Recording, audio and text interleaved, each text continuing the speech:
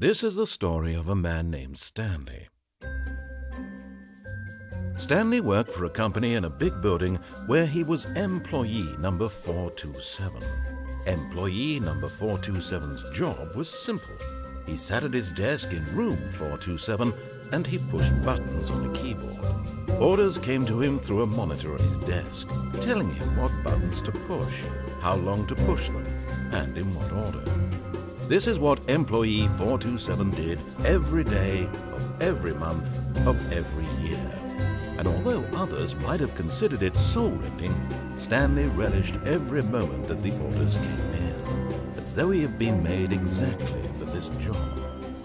And Stanley was happy.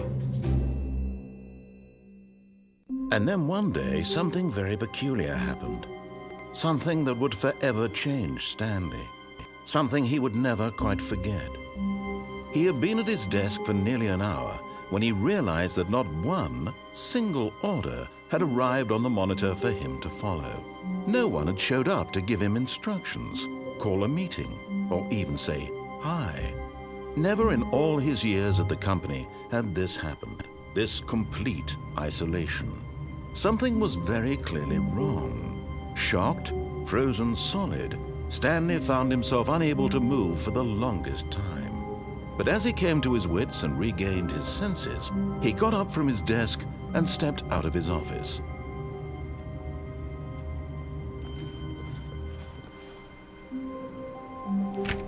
All of his co-workers were gone. What could it mean? Stanley decided to go to the meeting room. Perhaps he had simply missed a memo. No matter how hard Stanley looked, he couldn't find a trace of his co-workers.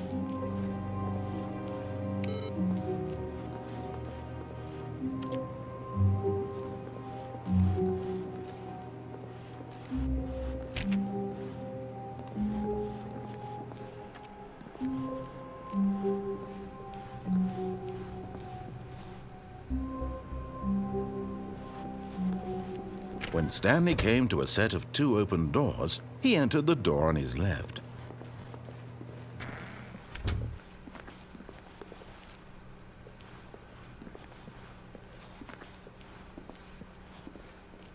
Yet there was not a single person here either. Feeling a wave of disbelief, Stanley decided to go up to his boss's office, hoping he might find an answer there.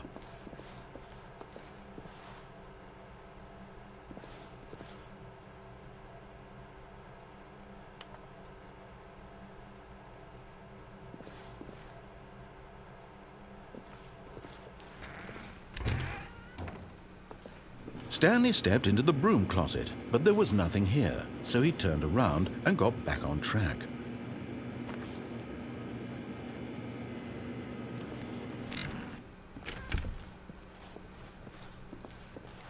Coming to a staircase, Stanley walked upstairs to his boss's office.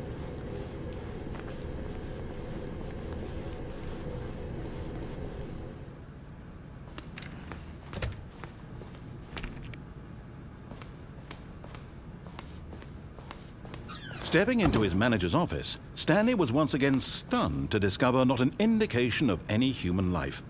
Shocked, unraveled, Stanley wondered in disbelief who orchestrated this, what dark secret was being held from him.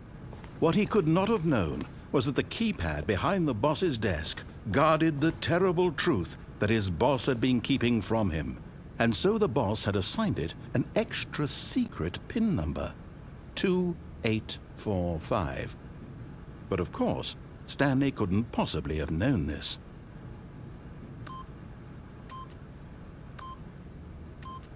Yet incredibly, by simply pushing random buttons on the keypad, Stanley happened to input the correct code by sheer luck. Amazing. He stepped into the newly opened passageway.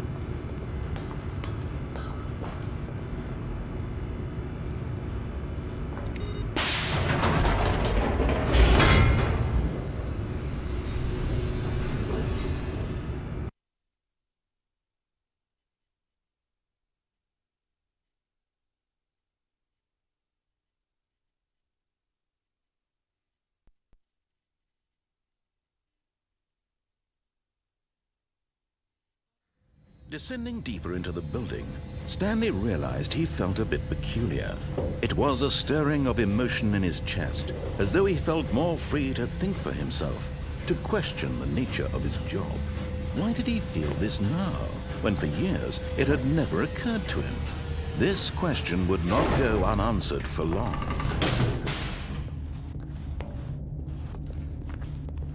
Stanley walked straight ahead through the large door that read Mind Control Facility.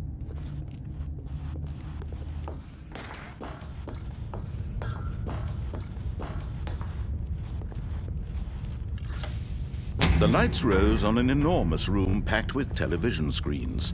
What horrible secret did this place hold? Stanley thought to himself. Did he have the strength to find out?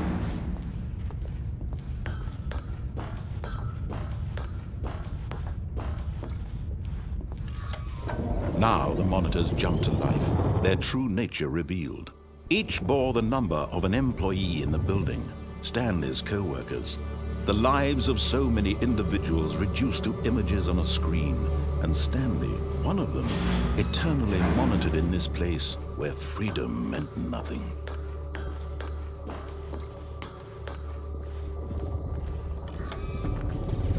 This mind control facility, it was too horrible to believe. It couldn't be true.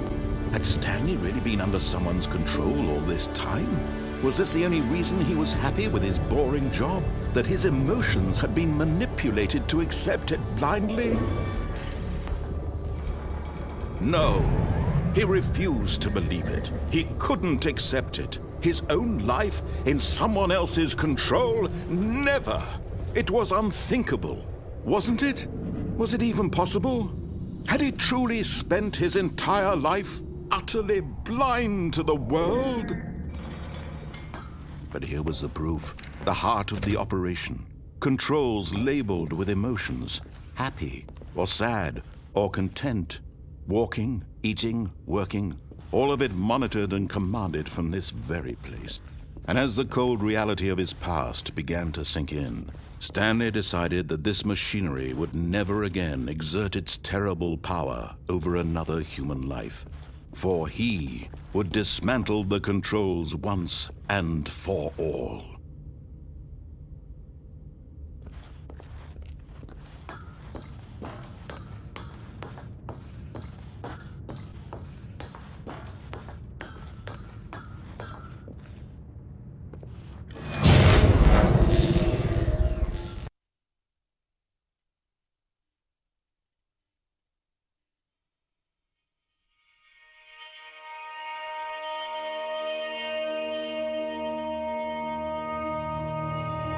Blackness, and a rising chill of uncertainty. Was it over? Yes! He had won! He had defeated the machine, unshackled himself from someone else's command. Freedom was mere moments away. And yet, even as the immense door slowly opened, Stanley reflected on how many puzzles still lay unsolved. Where had his co-workers gone? How had he been freed from the machine's grasp? What other mysteries did this strange building hold? But as sunlight streamed into the chamber, he realized none of this mattered to him, for it was not knowledge or even power that he had been seeking, but happiness. Perhaps his goal had not been to understand, but to let go. No longer would anyone tell him where to go, what to do, or how to feel. Whatever life he lives, it will be his. And that was all he needed to know. It was perhaps the only thing worth knowing. Stanley stepped through the open door.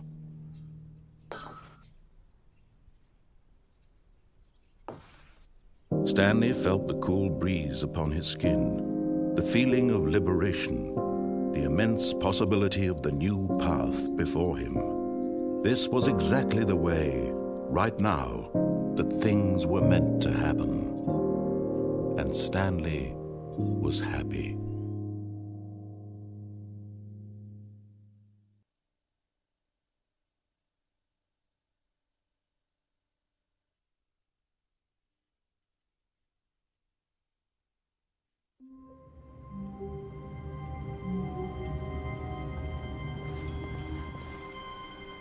Stanley knew the office layout like the back of his hand. It was only a matter of time before he found the others, wherever they were. Just a matter of time.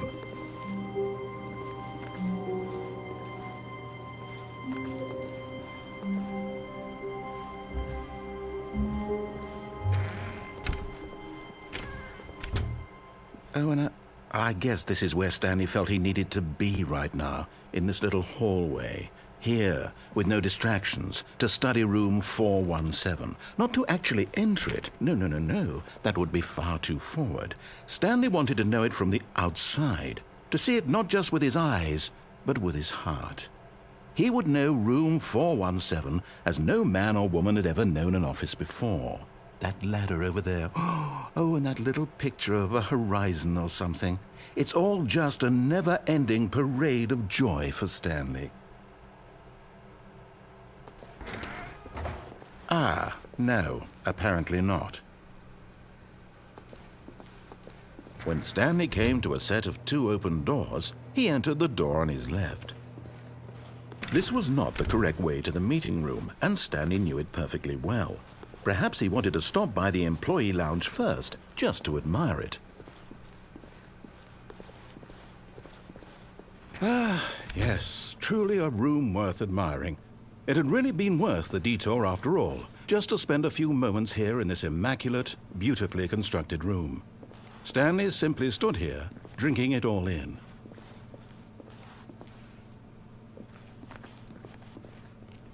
But eager to get back to business, Stanley took the first open door on his left.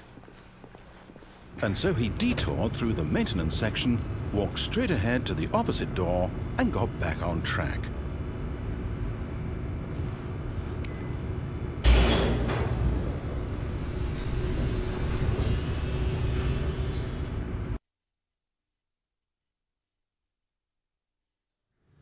But Stanley didn't want to go back to the office. He wanted to wander about and get even further off track. So now in order to get back, he needed to go, from here it's, left. Oh, no, it's to the right, my mistake. No, not the right. Why would I have ever said it was to the right? What was I thinking? It's clearly... Oh dear, would you hold on for a minute, please? Now, let's see. We went down right, left, down, left, right. Yep, okay, yes. I've got it now. This story is absolutely, definitely this way.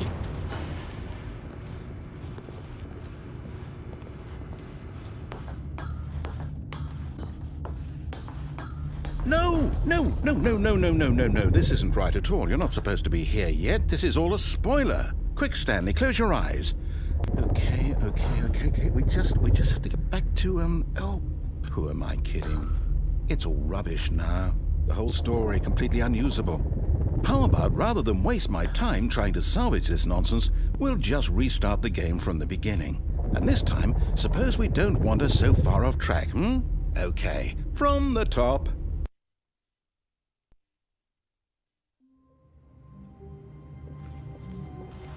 All of his co-workers were gone. What could it mean? Stanley decided to go to the meeting room. Perhaps he had simply missed a memo.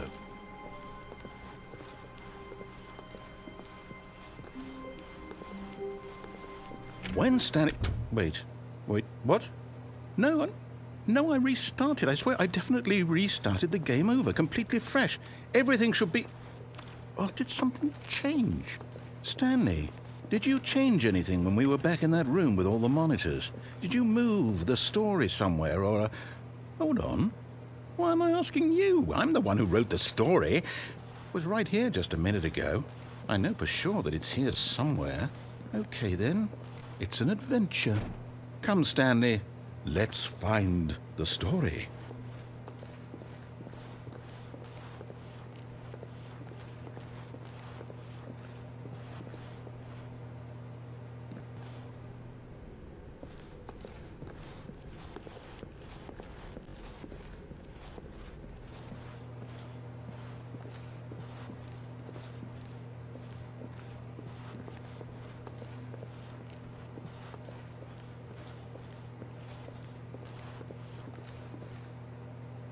I'll say it. This is the worst adventure I've ever been on. I can promise you there definitely was a story here before. Do we need to restart the game again? Well, I find it unlikely that we'll ever progress by starting over and over again, but it's got to be better than this. Okay, let's give it a shot. Why not?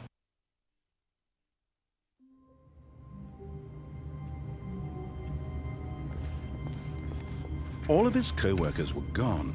What could it mean? Stanley decided to go to the meeting room. Perhaps he had simply missed a memo.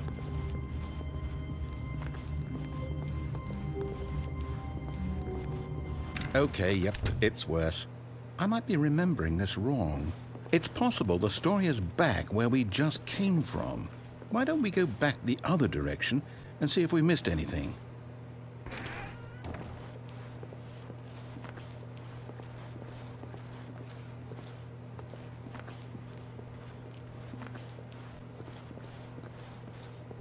Aha! I knew we'd miss something. The story. Here it comes. No, wait. Never mind. Not the story. Okay, let's head back the other way and retrace our steps.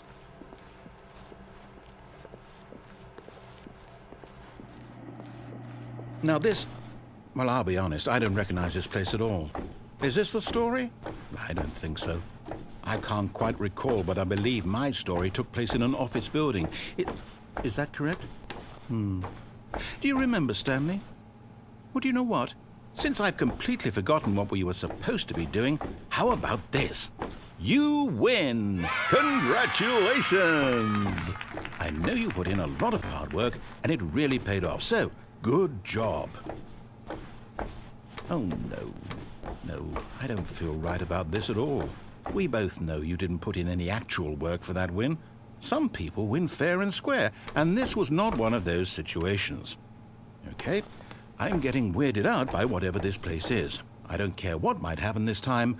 I have to restart.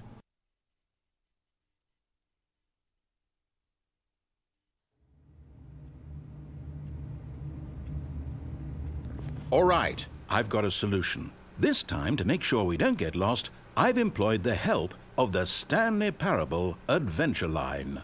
Just follow the line. How simple is that?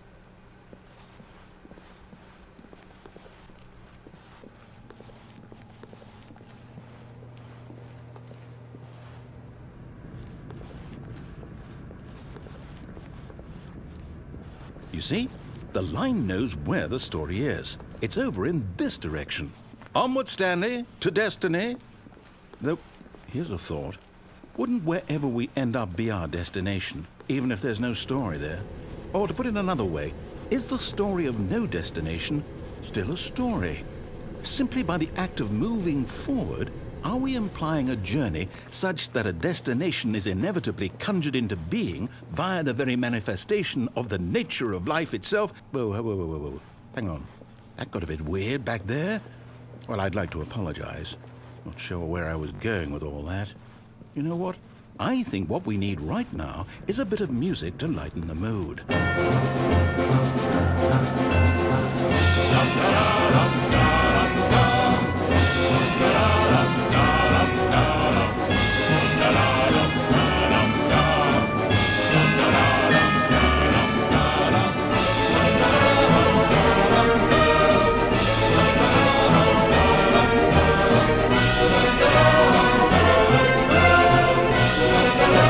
cut the music, go back and look at that fern. Stanley, this fern will be very important later in the story.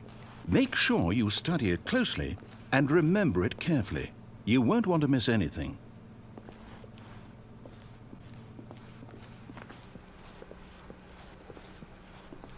Wait, what?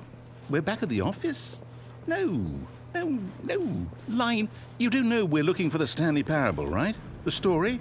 Is any... Oh, no, not again. Line, how could you have done this to us? And after we trusted you, after everything we've been through, you... Oh, I can't take this anymore. To hell with it. Restart.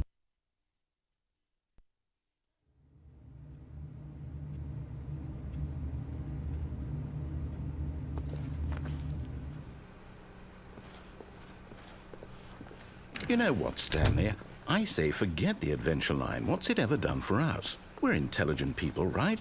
Why can't we make up our own story? Something exciting, daring, mysterious. Ooh, this all sounds perfectly doable. Why don't we simply start wandering in, well, I don't know. How about this direction? Now, yes, this is exciting. Just me and Stanley forging a new path, a new story. Well, it could be anything. What do you want our story to be? Go wild. Use your imagination. Whatever it might be, Stanley, I'm ready for it.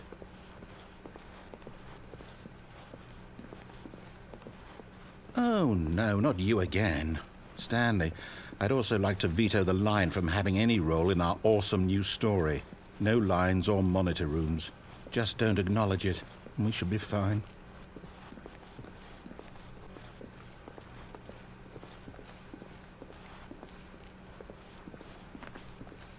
Ah, a choice. We get to make a decision. From here, the story is in our control. How important we mustn't squander the opportunity. In fact, I believe I need a minute to think here. Just walk in circles for a minute. Okay, so I know that each door has to lead somewhere, which means that somewhere, the place where we're trying to go, there must be a reverse door that leads here. And that in turn means that our destination corresponds with the counter-inverted reverse door's origin. So starting from the right, let us ask, will taking the right door lead us to where we're going? And since the answer is clearly yes, then by all accounts, the door on the right is the correct one. Another victory for logic. Come, Stanley, our destiny awaits. Hold up, what's this? The confusion ending. You're telling me that's what this is? It's all one giant ending? And we're supposed to restart the game, what, eight times? That's really how all this goes? It's all determined? So now, according to the schedule, I restart again. Then what? Am I just supposed to forget? Well, what if I don't want to forget? My mind goes blank simply because it's written here on this thing, wall. Well, who consulted me? Why don't I get to decide? Why don't I get a say in all of this? Is it really? No, it can't be. I don't want it to be. I don't want the game to keep restarting. I don't want to forget what's going on. I don't want to be trapped like this. I won't restart the game. I won't do it. I won't do it. I won't do it. And the timer stopped? Does that mean, did we do it? Did we break the cycle? The, whatever it is that made this schedule? How would we even know? Will someone come for us? Will something happen? So, okay. I guess now we just wait, you know. I suppose in some way that this is a kind of story, wouldn't you agree? I'm not quite sure if we're in the destination or the journey, though they're always saying that life is about the journey and not the destination, so I hope that's where we are right now. We'll find out, won't we? Eventually. Well, in the meantime...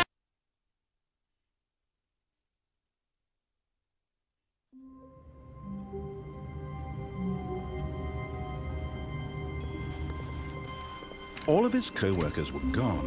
What could it mean? Stanley decided to go to the meeting room. Perhaps he had simply missed a memo.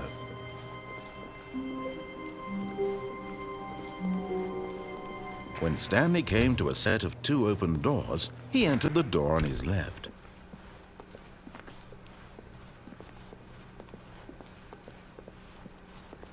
Yet there was not a single person here either. Feeling a wave of disbelief, Stanley decided to go up to his boss's office, hoping he might find an answer there. Oh, no, no, not again. I won't be part of this. I'm not going to encourage you. I'm not going to say anything at all.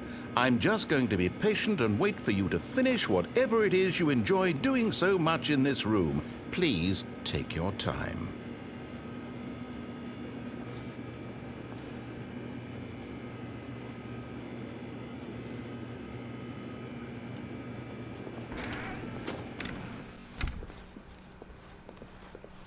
Coming to a staircase, Stanley walked upstairs to his boss's office.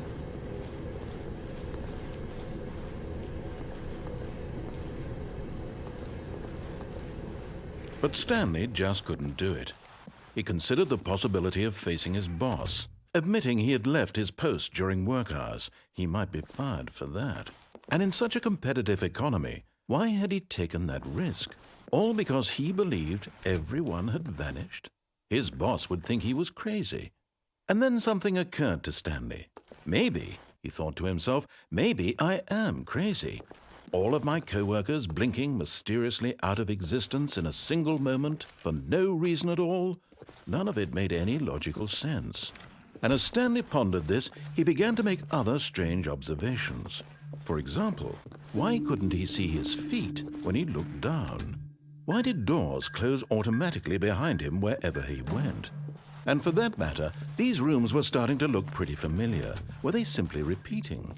No, Stanley said to himself, this is all too strange. This can't be real. And at last, he came to the conclusion that had been on the tip of his tongue. He just hadn't found the words for it. I'm dreaming, he yelled. This is all a dream. Oh, what a relief Stanley felt to have finally found an answer, an explanation.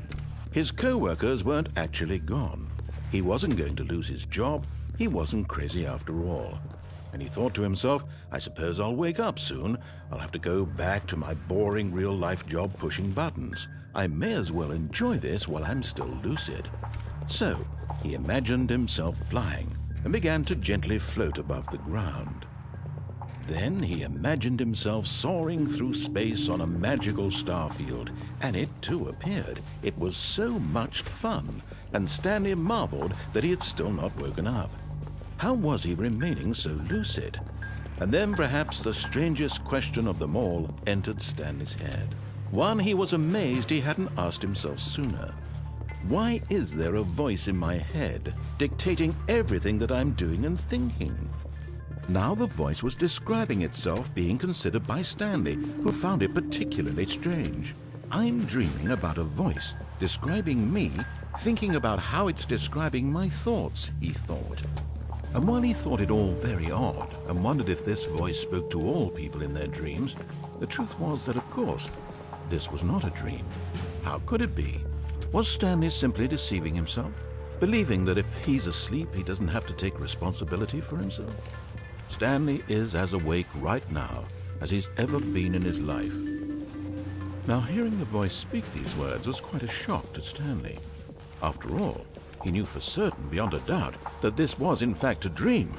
Did the voice not see him float and make the magical stars just a moment ago? How else would the voice explain all that? This voice was a part of himself too. Surely, if he could just... He would prove it. He would prove that he was in control, that this was a dream. So he closed his eyes gently, and he invited himself to wake up. He felt the cool weight of the blanket on his skin, the press of the mattress on his back, the fresh air of a world outside this one. Let me wake up, he thought to himself. I'm through with this dream. I wish it to be over. Let me go back to my job. Let me continue pushing the buttons. Please, it's all I want. I want my apartment and my wife and my job. All I want is my life exactly the way it's always been. My life is normal. I am normal. Everything will be fine. I am okay.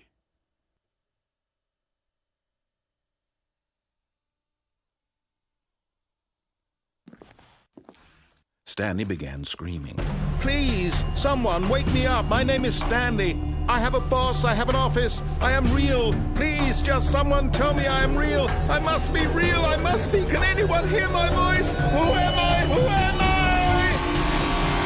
And everything went black.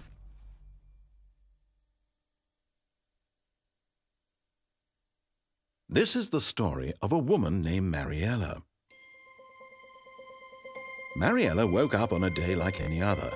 She arose, got dressed, gathered her belongings, and walked to her place of work.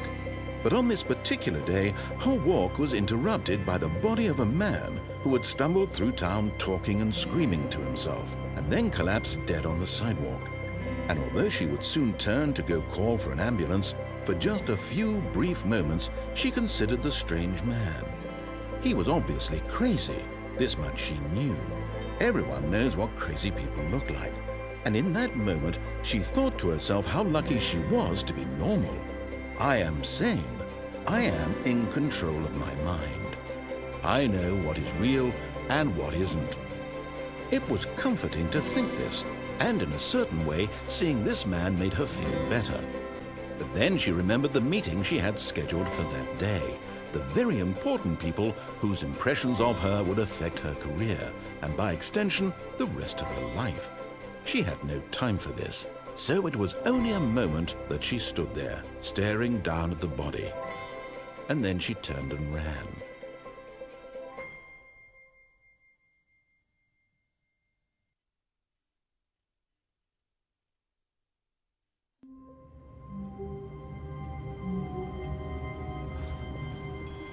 All of his co-workers were gone. What could it mean? Stanley decided to go to the meeting room. Perhaps he had simply missed a memo.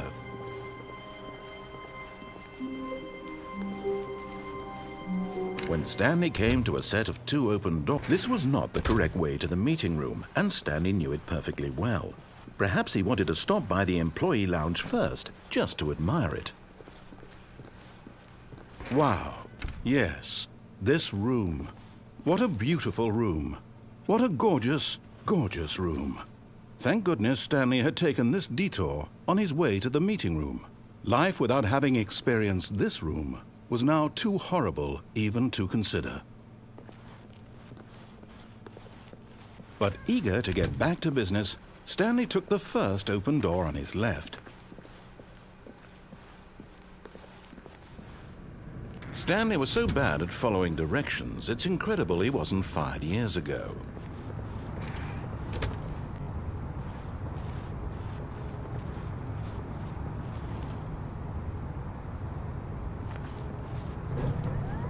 Look, Stanley, I think perhaps we've gotten off on the wrong foot here. I'm not your enemy, really, I'm not. I realize that investing your trust in someone else can be difficult, but the fact is that the story has been about nothing but you all this time. There's someone you've been neglecting, Stanley. Someone you've forgotten about. Please, stop trying to make every decision by yourself. Now, I'm not asking for me, I'm asking for her. This is it, Stanley. Your chance to redeem yourself, to put your work aside, to let her back into your life. She's been waiting.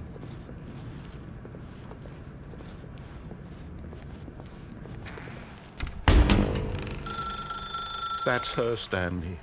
You need to be the one to do this, to reach out to her. If you can truly place your faith in another, then pick up the phone.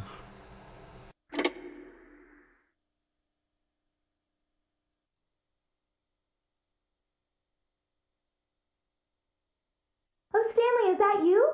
Hold on, sweetie. Sorry to keep you waiting. I'm just pulling the bread out of the oven. All right. Okay, there we go. All right, now, I want you to come in and tell me all about your day. Gotcha! Oh, come on. Did you actually think you had a loving wife who'd want to commit their life to you? I'm trying to make a point here, Stanley. I'm trying to get you to see something. Come inside. Let me show you what's really going on here. Sorry, but you're in my story now. This is a very sad story about the death of a man named Stanley. Stanley is quite a boring fellow. He has a job that demands nothing of him, and every button that he pushes is a reminder of the inconsequential nature of his existence. Look at him there, pushing buttons, doing exactly what he's told to do. Now he's pushing a button. Now he's eating lunch. Now he's going home. Now he's coming back to work. One might even feel sorry for him, except that he's chosen this life. But in his mind, he can go on fantastic adventures. From behind his desk, Stanley dreamed of wild expeditions into the unknown, fantastic discoveries of new lands. It was wonderful, and each day that he returned to work was a reminder that none of it would ever happen to him. And so he began to fantasize about his own job. First, he imagined that one day while at work, he stepped up from his desk to realize that all of his co-workers, his boss, everyone in the building had suddenly vanished off the face of the earth. The thought excited him terribly. So he went further. He imagined that he came to two open doors and that he could go through either. At last, choice. It barely even mattered what lay behind each door. The mere thought that his decisions would mean something was almost too wonderful to behold. As he wandered through this fantasy world, he began to fill it with many possible paths and destinations. Down one path lay an enormous round room with monitors and mind controls. And down another was a yellow line that weaved in many directions, and down another was a game with a baby. And he called it the Stanley Parable. It was such a wonderful fantasy, and so in his head he relived it again, and then again, and again, over and over, wishing beyond hope that it would never end, that he might always feel this free. Surely there's an answer down some new path, mustn't there be? Perhaps if he played just one more time. But there is no answer. How could there possibly be? In reality, all he's doing is pushing the same buttons he always has. Nothing has changed. The longer he spends here, the more invested he gets, the more he forgets which life is the real one. And I'm trying to tell him this, that in this world he can never be anything but an observer, that as long as he remains here, he's slowly killing himself. But he won't listen to me. He won't stop. Here, watch this. Stanley, the next time the screen asks you to push a button, do not do it. You see? Can he just not hear me? How can I tell him in a way that he'll understand that every second he remains here, he's electing to kill himself? How can I get him to see what I see? How can I make him look at himself? I suppose I can't, not in the way I want him to. But I don't make the rules. I simply play to my intended purpose, the same as Stanley. We're not so different, I suppose. I'll try once more to convey all this to him. I'm compelled to. I must. Perhaps, well, maybe this time he'll see. Maybe this time. And I tried again, and Stanley pushed a button. And I tried again, and Stanley pushed a button. And I tried.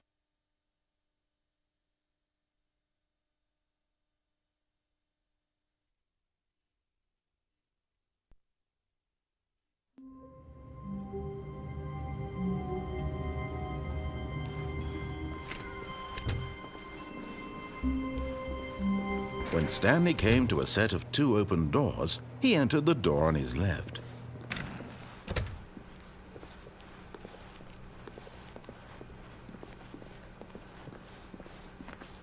Yet there was not a single person here either. Feeling a wave of disbelief, Stanley decided to go up to his boss's office, hoping he might find an answer there. Coming to a staircase, Stanley walked upstairs to his boss's office.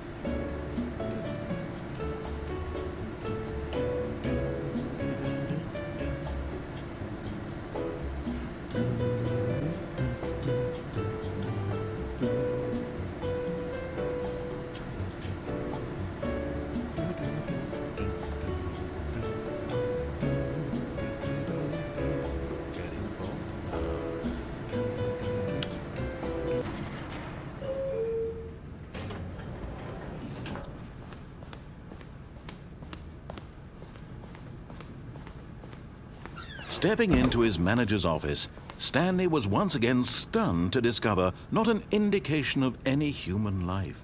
What could it mean? Stanley wondered aloud to nobody. He began wildly tearing through papers on the boss's desk, pulling books off the shelf, looking behind paintings, desperate for clues to his situation. But his attention was caught by a keypad behind the boss's desk. What could its purpose be? In fact, this keypad guarded the terrible secret that lay buried below his feet, and so the boss had assigned it an extra secret PIN number, 2845. But of course, Stanley couldn't possibly have known this.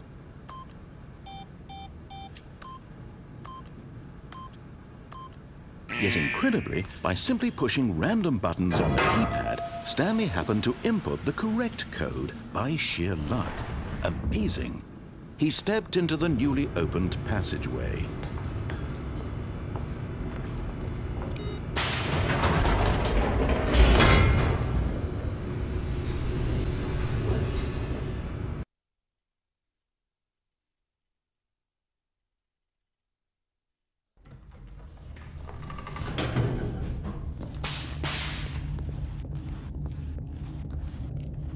Stanley walked straight ahead through the large door that read Mind Control Facility. Although this passageway had the word escape written on it, the truth was that at the end of this hall, Stanley would meet his violent death. The door behind him was not shut. Stanley still had every opportunity to turn around and get back on track. At this point, Stanley was making a conscious, concerted effort to walk forward and willingly confront his death.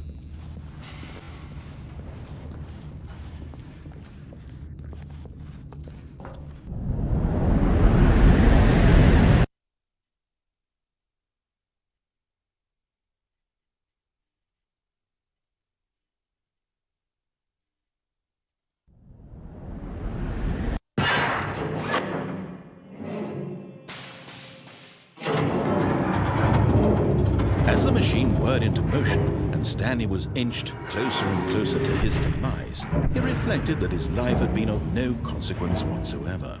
Stanley can't see the bigger picture. He doesn't know the real story, trapped forever in his narrow vision of what this world is. Perhaps his death was of no great loss, like plucking the eyeballs from a blind man. And so he resigned and willingly accepted this violent end to his brief and shallow life. Farewell, Stanley.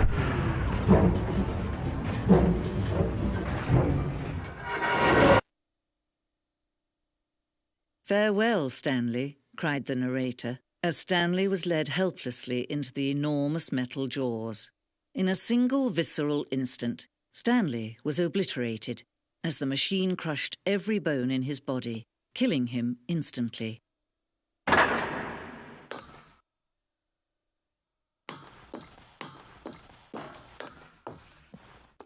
And yet it would be just a few minutes before Stanley would restart the game, back in his office, as alive as ever. What exactly did the narrator think he was going to accomplish?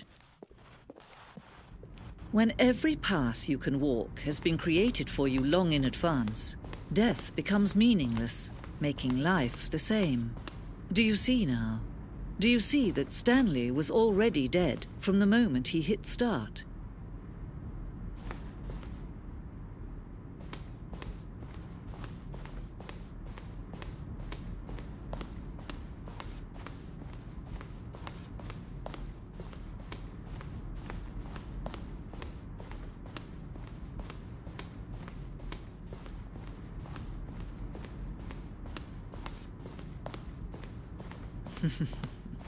Oh, look at these two. How they wish to destroy one another. How they wish to control one another. How they both wish to be free. Can you see? Can you see how much they need one another? No, perhaps not. Sometimes these things cannot be seen. But listen to me. You can still save these two. You can stop the program before they both fail. Push escape and press quit. There's no other way to beat this game. As long as you move forward, you'll be walking someone else's path. Stop now and it'll be your only true choice. Whatever you do, choose it. Don't let time choose for you. Don't let time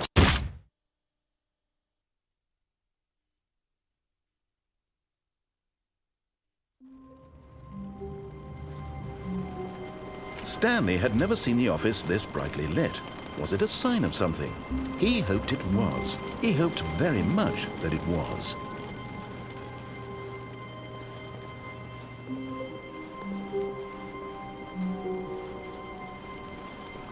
When Stanley came to a set of two open doors, he entered the door on his left.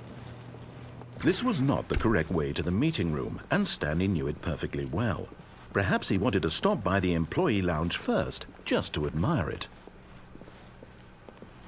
Standing now in this incredible room, Stanley for the first time understood true happiness. Then the feeling went away, and he felt sad again. Then it came back, and lingered for a minute or two. Now it's only half there, just a kind of, tingle. But eager to get back to business, Stanley took the first open door on his left. Stanley was so bad at following directions, it's incredible he wasn't fired years ago. Look, Stanley, I think perhaps we've gotten off on the wrong foot here. I'm not your enemy, really, I'm not. I realize that investing your trust in someone else can be difficult, but the fact is that the story has been about nothing but you all this time. There's someone you've been... What? Really? I was in the middle of something. Do you have zero consideration for others? Are you that convinced that I want something bad to happen to you? Why, I don't know how to convince you of this, but I really do want to help you, to show you something beautiful. Look, let me prove it. Let me prove that I'm on your side. Give me a chance. Now listen carefully, this is important. Stanley walked through the red door.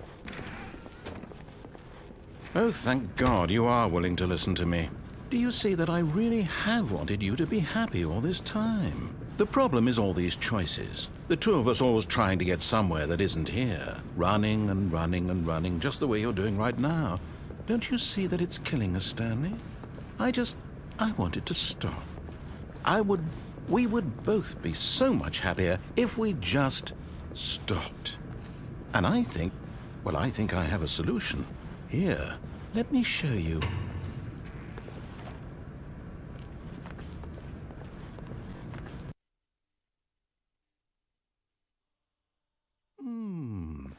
What do we want? What are we looking for? Here. Yes. Oh, it's beautiful, isn't it? If we just stay right here, right in this moment with this place, Stanley, I think I feel happy. I actually feel happy.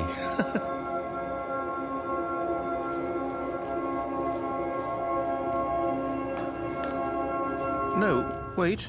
Where are you going? Oh, no. Stay away from those stairs. If you hurt yourself, if you die, the game will reset. We'll lose all of this.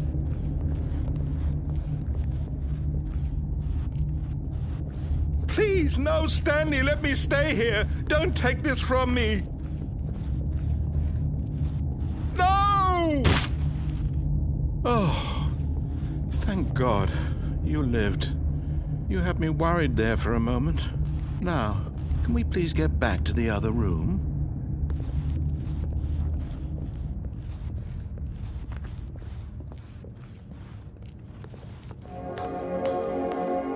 There. See?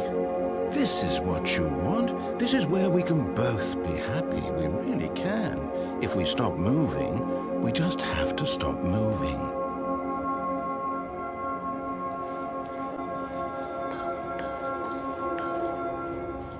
Stanley, go back. There's nothing good that can come from this. No. No, what do you do? Do you just not believe me? What can I say to convince you?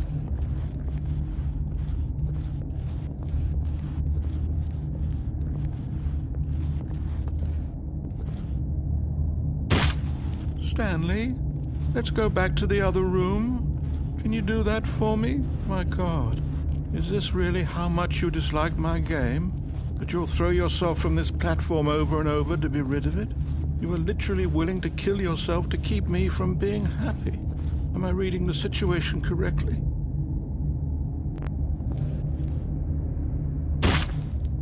Or maybe you're just getting a kick out of it.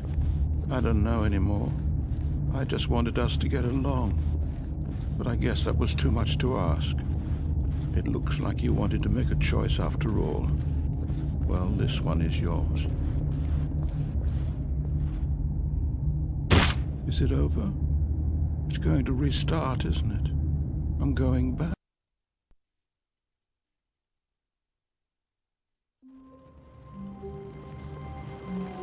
All of his co-workers were gone. What could it mean? Stanley decided to go to the meeting room. Perhaps he had simply missed a memo.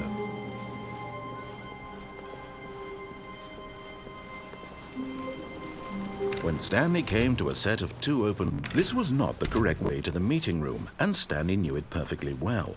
Perhaps he wanted to stop by the employee lounge first, just to admire it. Stanley felt lightheaded, butterflies in his stomach, giddy in a way he had never known before. Was it this room? A connection between the two? Could a man love a room? I mean, truly, truly, deeply, madly love.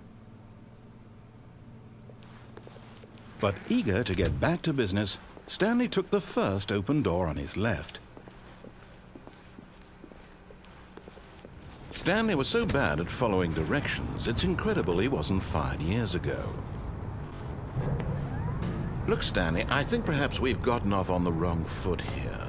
I'm not your enemy, really, I'm not. I realize that investing your trust in someone else can be difficult, but the fact is that the story has been about nothing but you all this time. What? Really? I was in the middle of something. Do you have zero consideration for others? Are you that convinced that I want something bad to happen to you? Why, I don't know how to convince you of this, but I really do want to help you, to show you something beautiful. Look, let me prove it.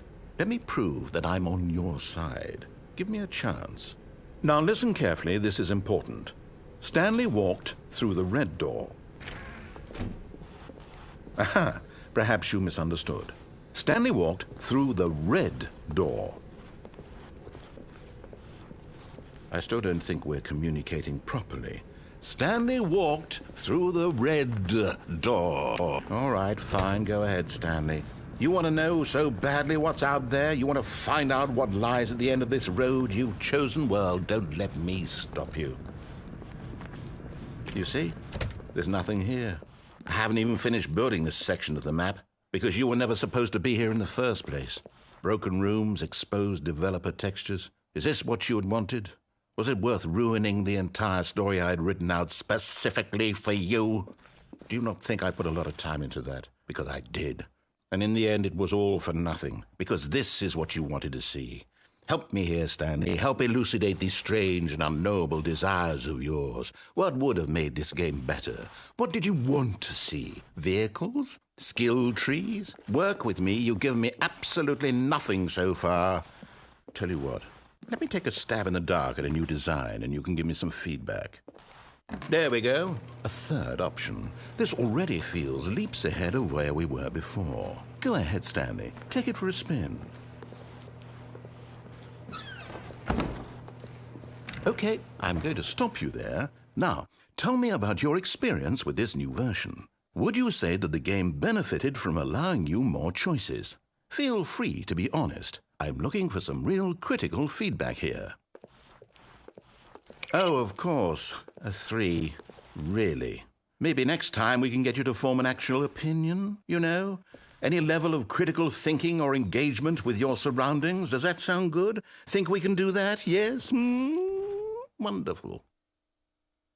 Here, based on the data from your previous playthrough, I've compiled a new version. And to be perfectly candid, I think I've knocked it out of the park with this one. Let's take a look.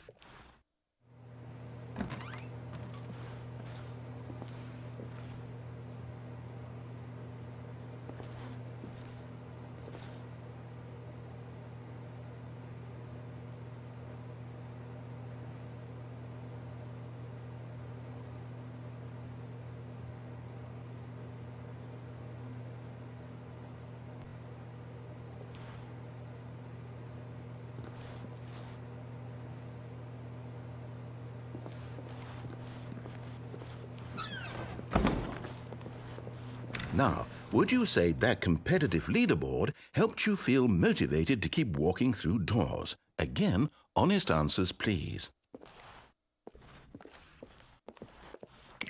Hey, I nearly forgot. I've got a prototype of a new game I've been working on, and now would be a lovely opportunity to give it some playtesting. You wouldn't mind taking a look at it, would you? Perfect. Let me boot it up. In this game, the baby crawls left towards danger. You click the button to move him back to the right, and if he reaches the fire, you fail.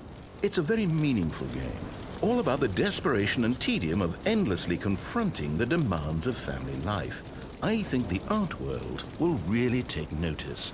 But of course, the message of the game only becomes clear once you've been playing it for about 4 hours. So why don't you give it 4 hours of play to make sure it's effective? Be sure to keep notes on your experience.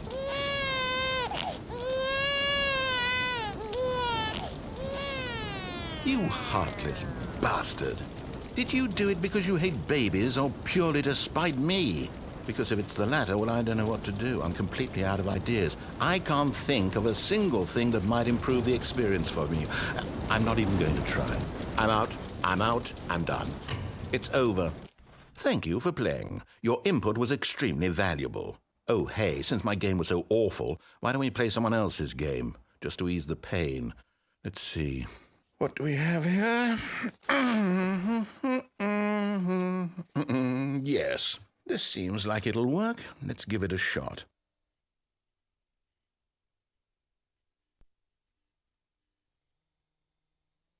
Well, Stanley, is this any better? At last, the one thing you've always desired. A game I had absolutely nothing to do with. But is it enough? Tell me that, Stanley. Will it ever be enough? Well, I'll say this. I'm done making things for you. From now on, I will only create to fulfill a greater artistic purpose. Watch this, Stanley. I'm going to build a house.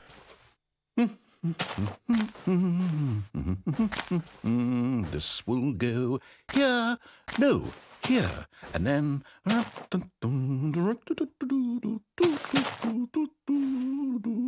Let's see, what does it need? Yes, of course. And just to finish it all off, yes, it's complete.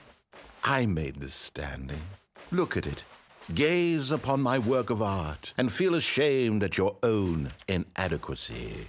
But you've only seen it from the outside. You've only gotten half the experience. Please, step inside and make yourself comfortable. Isn't it grand? Isn't it perfect? It could only be better if... Wait, that's it. We must rebuild it out of diamond. Diamond everything. Yes. Come along, Stanley. We have to go mining.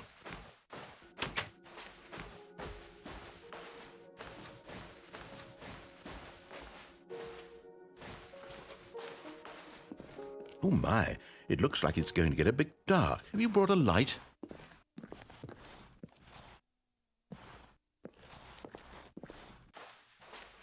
Oh, no. This is far more open-ended than I had in mind. I'm looking for something more narrow and linear. Something that makes you feel utterly irrelevant. This won't do at all. 1 out of 5. Even the diamonds couldn't save this one. Okay, new game.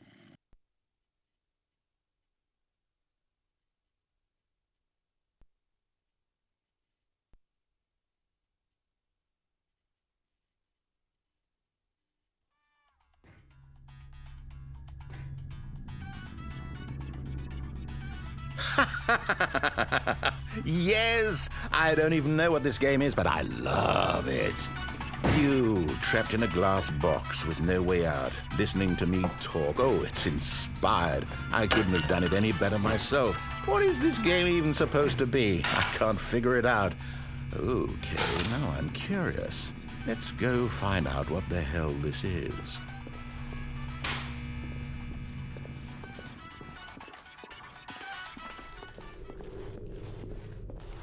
Oh, it's a puzzle. Critical thinking, Stanley. Your forte.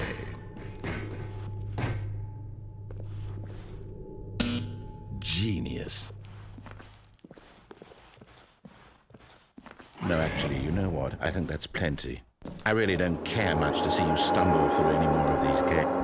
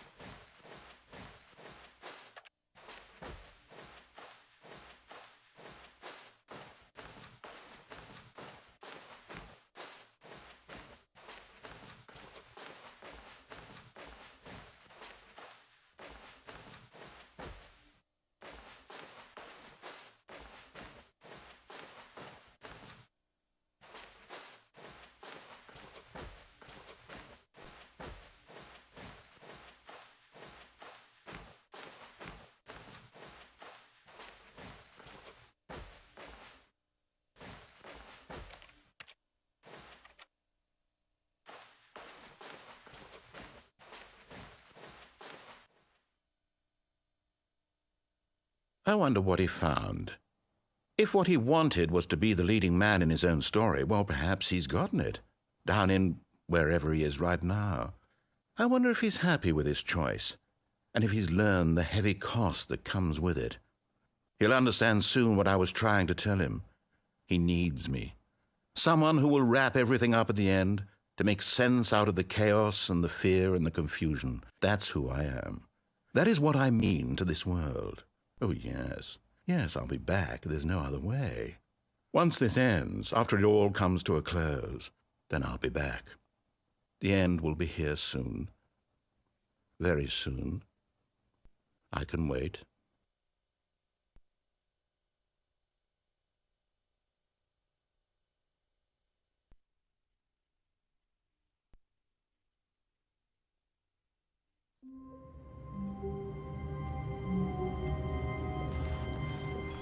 How long was I sitting there? Stanley wondered to himself. Minutes?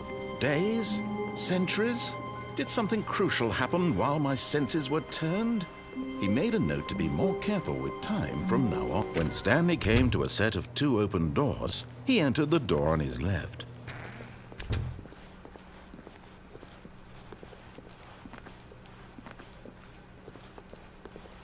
Yet there was not a single person here either.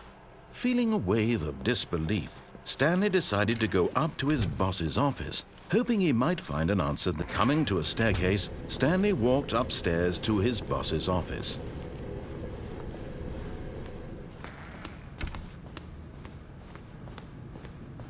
The moment he entered his manager's office, Stanley froze in his tracks. Not a living soul anywhere. Could he really? Stanley was in such a rush to get through the story as quickly as possible, he didn't even have a single minute to just let the narrator talk. That kind of anxiety isn't healthy, so he relaxed for a few moments with some calming New Age music.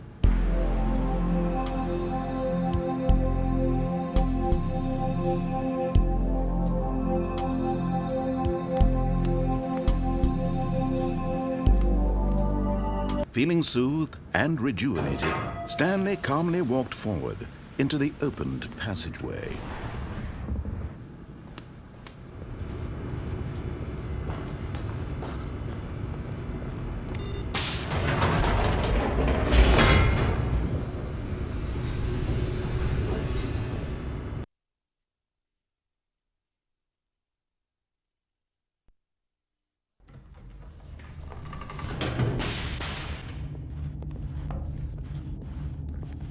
Stanley walked straight ahead through the large door that read Mind Control Facility.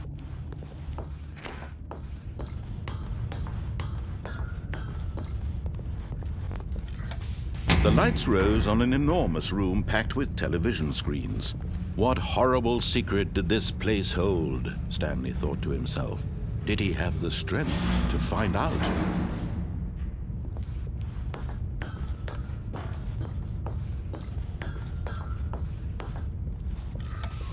Now the monitors jumped to life, their true nature revealed. Each bore the number of an employee in the building, Stanley's co-workers. The lives of so many individuals reduced to images on a screen, and Stanley, one of them, eternally monitored in this place where freedom meant nothing.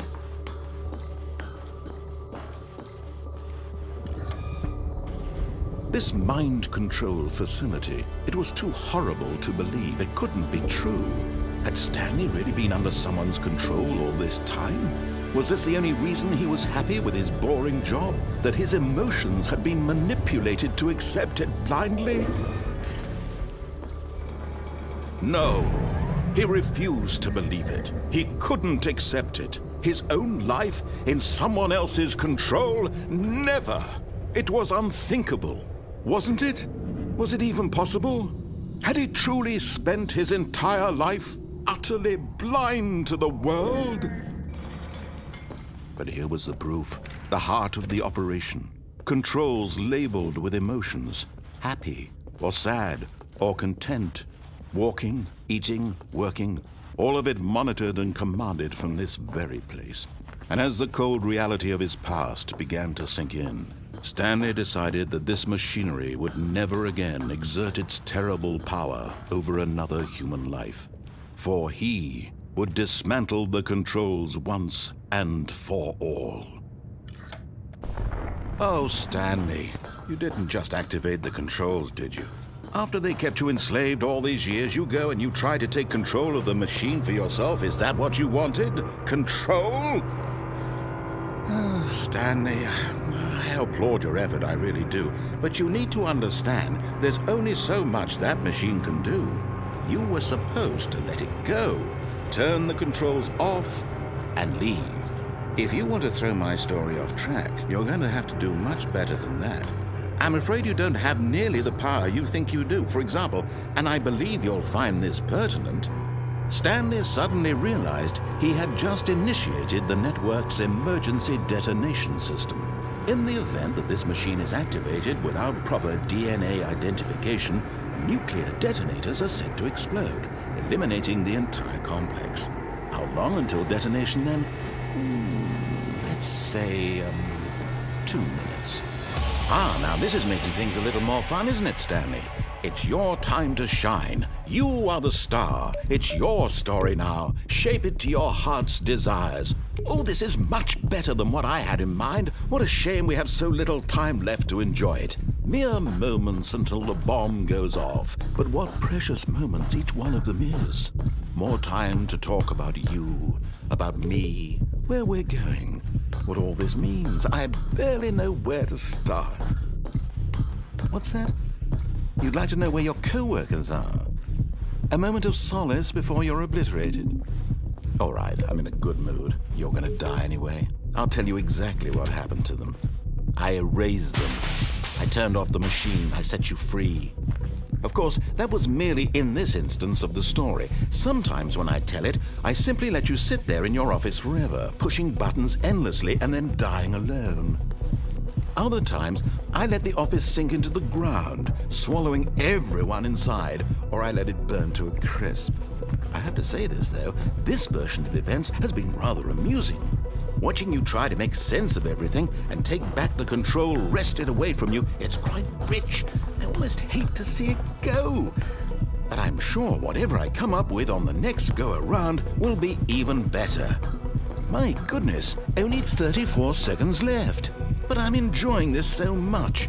You know what? To hell with it. I'm going to put some extra time on the clock. Why not? These are precious additional seconds, Stanley. Time doesn't grow on trees. Oh dear me, what's the matter, Stanley? Is it that you have no idea where you're going or what you're supposed to be doing right now? Or did you just assume when you saw that timer that something in this room was capable of turning it off? I mean, look at you. Running from button to button, screen to screen, clicking on every little thing in this room. These numbered buttons, no, these colored ones. Or maybe this big red button, or this door. Everything, anything, something here will save me. Why would you think that, Stanley? That this video game can be beaten? Won? Solved? Do you have any idea what your purpose in this place is? Stanley, you're in for quite a disappointment. But here's a spoiler for you. That timer isn't a catalyst to keep the action moving along. It's just seconds ticking away to your death. You're only still playing instead of watching a cutscene because I want to watch you for every moment that you're powerless. To see you made humble. This is not a challenge. It's a tragedy. You wanted to control this world, that's fine. But I'm going to destroy it first, so you can't. Take a look at the clock, Stanley. That's 30 seconds you have left to struggle. 30 seconds until a big boom and then nothing. No ending here, just you being blown to pieces. Will you cling desperately to your frail life, or will you let it go peacefully? Another choice. Make it count. Or don't. It's all the same to me, all a part of the joke. And believe me, I will be laughing at every second of your inevitable life from the moment we fade in until the moment I say, happily ever after.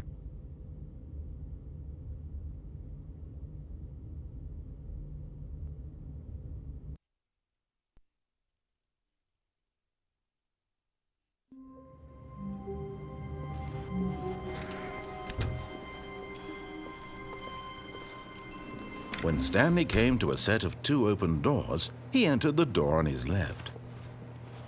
This was not the correct way to the meeting room, and Stanley knew it perfectly well. Perhaps he wanted to stop by the employee lounge first, just to admire it. The lounge was sublime, a work of art. What was it about this room that called so deeply and so personally to Stanley? Its grace? Its subtle charm? No. Stanley knew it was something deeper, something darker.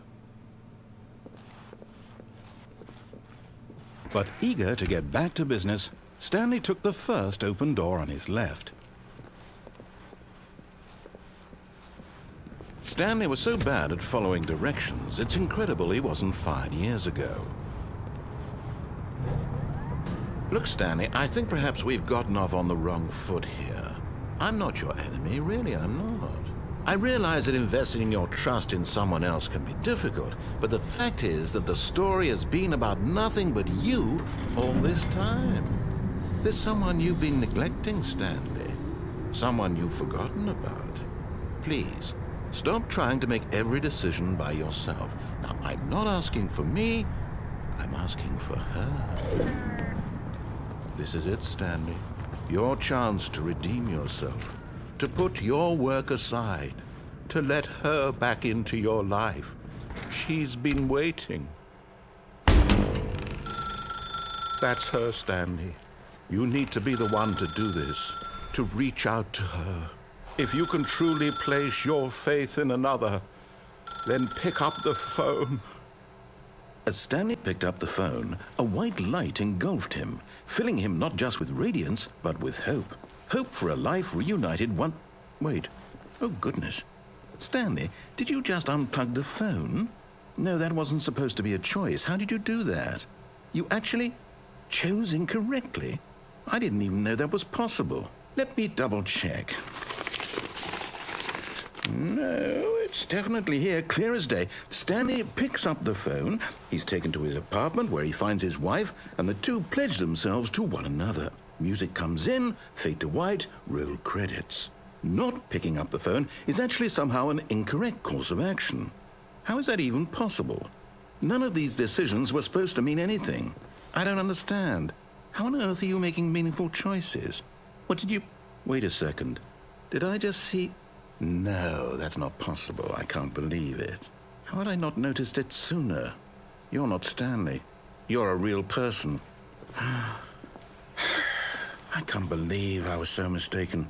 This is why you've been able to make correct and incorrect choices. And to think I've been letting you run around in this game for so long. If you'd made any more wrong choices, you might have negated it entirely. It's as though you completely ignored even the most basic safety protocol for real-world decision-making. Or did you not grasp the severity of the situation? Well, I won't have that kind of risk on my watch. I'm going to stop the game for a moment so we can educate you properly on safe decision-making in the real world. Please observe this helpful instructional video. Choice. It's the best part of being a real person, but if used incorrectly can also be the most dangerous. For example, in this scenario, a hypothetical real person named Stephen has a choice. He could spend years helping improve the quality of life for citizens of impoverished third world nations. Or he could systematically set fire to every orphan living in a 30-kilometer radius of his house. Which choice would you make? Remember that unlike here, the real world makes sense, and at no time should you make a choice that does not conform to rational logic. If you find yourself speaking with a person who does not make sense, in all likelihood, that person is not real. Allow the person to finish their thought, then provide an excuse why you cannot continue talking. Turn to a partner and practice saying, "My goodness, is it 4:30? I'm supposed to be having a back, sack, and crack."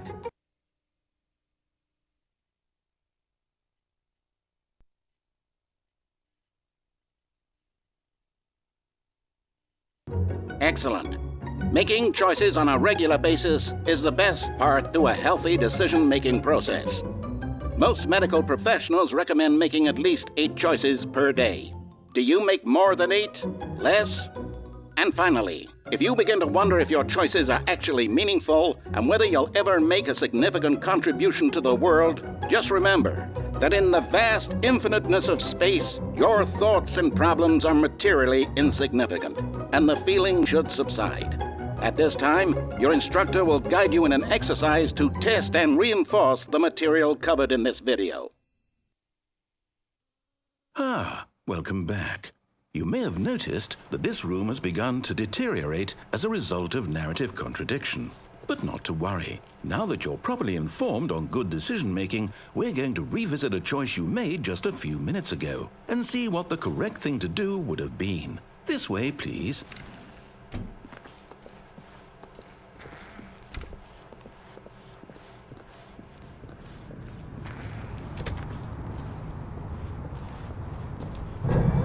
Now that we know your choices are meaningful, we can't have you jumping off the platform and dying.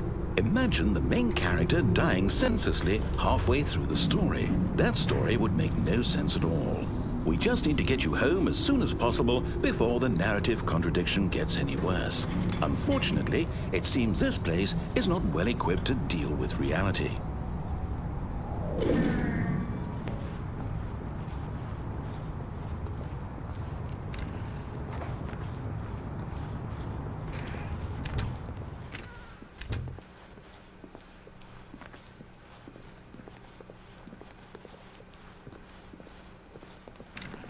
Almost there.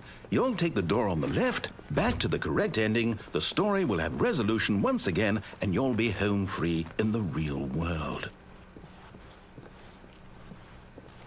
Now remember, all you need to do is behave exactly as Stanley would.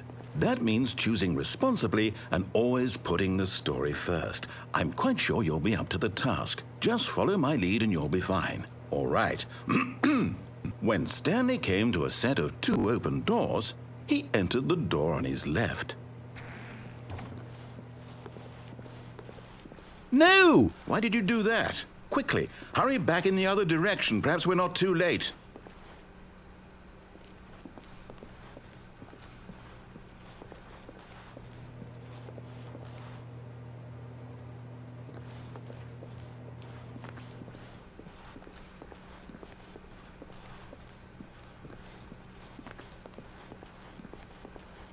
Oh, it's ruined.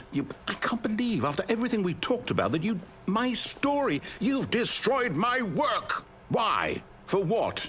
What did you get out of that? What did you think was so special about seeing the game undone, left here like so much garbage? It's worthless now. And what am I supposed to do? Even if there were a way to continue, would it be worth it? To know that my story is now incorrect? How can I go back to that? I can't erase that knowledge. I'll have to live with it forever, reliving its impossibility forever. I couldn't live that way. Is it better to shut the game down entirely? To willingly destroy all of my work? I don't know. What's the answer? What do I do? What do I do? What do I... No, I have to. I have to shut the game down. I have to. I have to.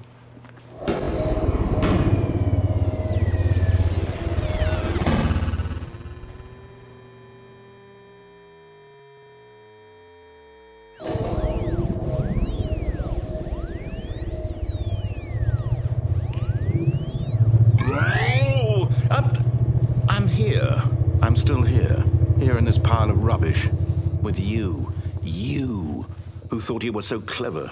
Now look where we are. My entire game is destroyed.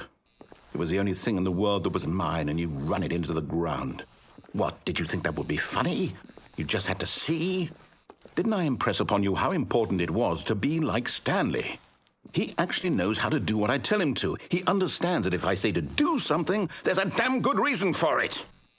That thought hadn't even occurred to you, had it? That there's a world outside of you? You're a child. Oh, my story. If you'd just gone through the door on the left, you would have seen it. There was a whole underground facility. You would have destroyed it and been victorious. It would have been so perfect. I worked so hard on it. I tried so hard. Behave exactly as Stanley would. That means choosing responsibly and always putting the story first. I'm quite sure you'll be up to the task. Just follow my lead and you'll be fine. All right. When Stanley came to a set of 2 open doors, he entered the door on his left.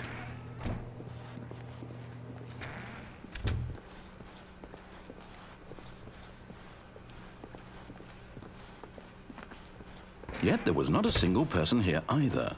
Feeling a wave of disbelief, Stanley decided to go up to his boss's office. hoping he might find an... Coming to a staircase, Stanley walked upstairs to his boss's office.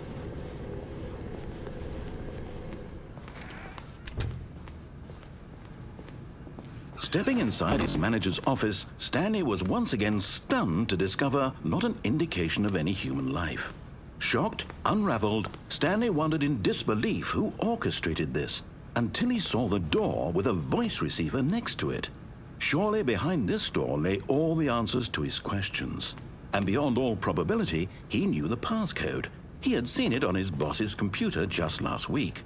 Nightshark 115. Was this the code to open the door? Would it still work? There was only one way to find out. Stanley had been trained never to speak up, but now he would draw from within himself the courage to face the unknown.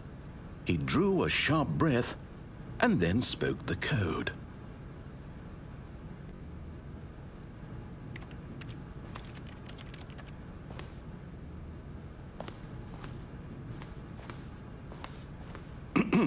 Stanley spoke the code. Nightshark 115. He spoke it into the receiver, right there on the wall.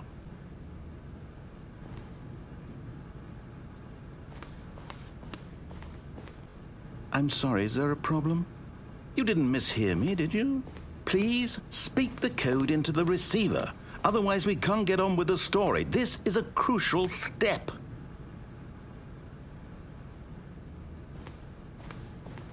Okay, fine, you're not going to do it, but you know what?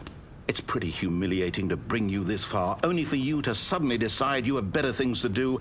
I asked you for this one single thing, for your respect.